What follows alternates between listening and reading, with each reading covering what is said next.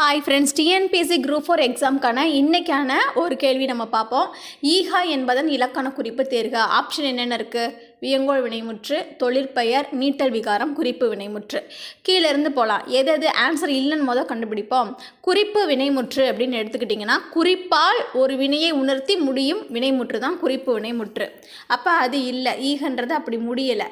நீட்டல் விகாரம் அப்படிங்கிறது ஒரு குற்றெழுத்த நெட்டெழுத்தாக, அதாவது குறியில் நெடிலாக நீட்டி கூறுறதான் நீட்டல் விகாரம்.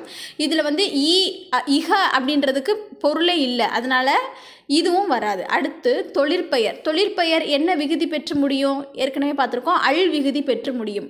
இது அல் விகுதி பெற்று வரல. வியங்கோள் வினைமுற்று மட்டும்தான் க, ஈய, ஈயர் அப்படின்ற 3 விகுதிகளை பெற்று வரும். அப்போ வியங்கோள் வினைமுற்று அப்படிங்கிறது தான் சரியான ஆன்சர். மேலும் பல நல்ல குறிப்புகளுக்கு நம்ம சேனலை மறக்காமல் சப்ஸ்கிரைப் பண்ணுங்கள். நன்றி.